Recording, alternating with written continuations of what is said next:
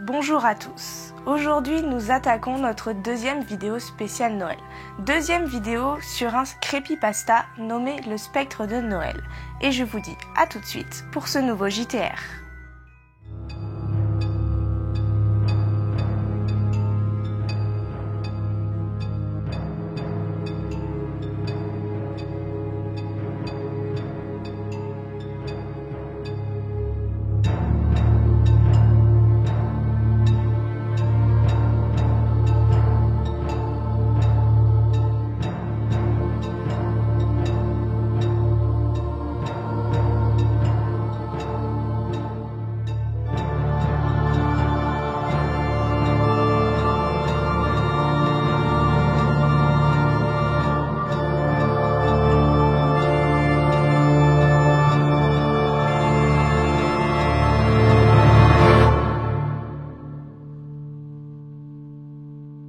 Notre histoire débute à Liverpool, plus précisément dans la rue de Clarence Street. À l'intérieur de cette rue se trouve une vieille maison. Dans cette vieille maison, mais aussi à l'intérieur de cette rue, des phénomènes étranges sont présents à l'approche des fêtes de Noël. On entendrait d'étranges coups frapper aux portes ainsi qu'une voix maudissant un homme prénommé apparemment Charles. Cet homme serait mort en effet depuis des centaines d'années. Le spectre de Noël, comme ici présenté, n'est pas Charles, mais bien un autre homme d'à peu près une cinquantaine d'années, vêtu d'un long manteau pourpre ainsi que d'une chemise grise cintrée. C'est depuis 1910 que cet homme aurait été aperçu à maintes reprises. Tant de témoins de la rue Clarence l'auraient vu alors fumant la pipe et portant une paire de lunettes métalliques. Cet homme apparaît alors toujours au même moment, la veille de Noël, à 22h50 précise. Il appuie alors sa tête contre la cheminée présente dans la vieille maison. Il fond en larmes, puis disparaît. Il y laisse alors une vieille odeur de tabac à pipe. Au début des années 2000, les propriétaires de la maison avaient un chat. Celui-ci, la veille de Noël, à 22h50, a eu tellement peur lors de l'apparition qu'il a failli mourir en sautant par la fenêtre du premier étage. Les propriétaires de la maison ont essayé de trouver quel était cet esprit et quelle était la raison de sa présence. Toutefois, cela est resté vain. Un jour, alors que la famille avait décidé de faire appel à un chasseur de fantômes, celui-ci réussit à trouver l'histoire du spectre et donc à savoir pourquoi il en était là. À cette même adresse, à l'époque victorienne, vivait un médecin du nom d'Humphrey Brooke. Ce dernier est tombé amoureux d'une jeune fille qui avait moitié moins son âge. Felicia Clayton, âgée de 20 ans, fille d'un riche homme d'affaires, avec de beaux cheveux blonds. Chaque homme qui croisait son regard semblait tomber immédiatement sous son charme. Felicia recevait des dizaines de lettres d'amour par jour ainsi que des invitations à danser. Humphrey Brooke, seigneur de cette époque, quant à lui, savait qu'il n'était pas l'un des plus beaux hommes de la ville. En effet, doté d'un nez crochu, d'une vue défaillante, ainsi que d'une bosse sur le dos à force d'être resté bloqué sur ses bouquins, il n'attirait pas grand monde. En plus de tout cela, Humphrey souffrait de traumatisme. Toutefois, il était tombé éperdument amoureux de Felicia, même si celle-ci lui semblait intouchable. Tout a commencé à l'automne, alors que Humphrey assistait aux funérailles de Jesse Hartley, ingénieur reconnu pour sa transformation du port de Liverpool. Felicia et son père étaient eux aussi présents, et c'est à ce moment-là qu'ils lui ont été présentés. En suivant, il revut Felicia à 2 reprises.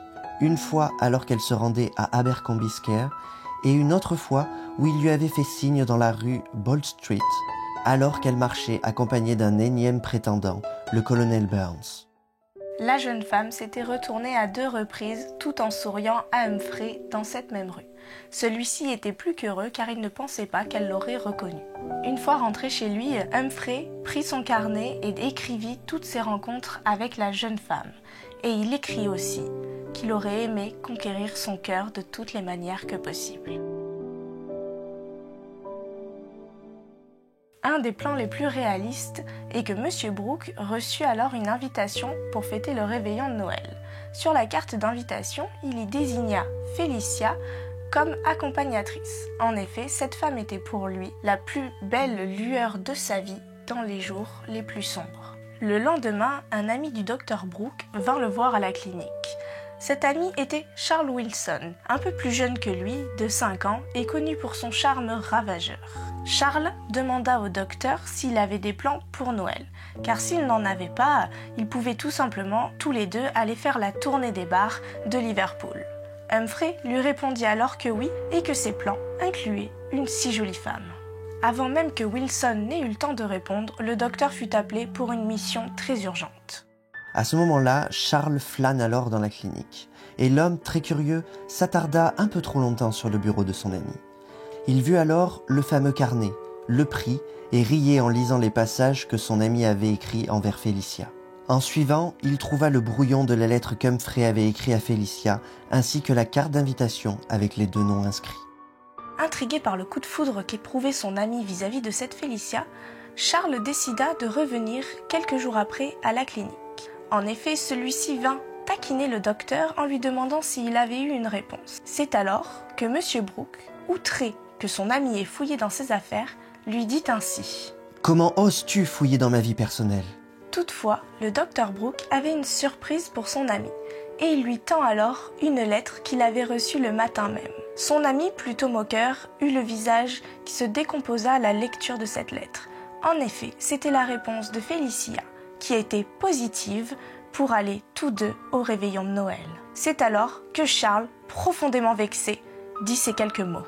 « C'est vraiment n'importe quoi. Vieillesse et jeunesse sont comme l'huile et l'eau, ils ne se mélangent pas. » Pour cette soirée de veille de Noël, Humphrey avait décidé de porter une jolie veste en velours pourpre ainsi qu'une chemise grise brodée de soie. Il était accoudé à sa cheminée, le ventre noué, en attendant son âme sœur, Félicia.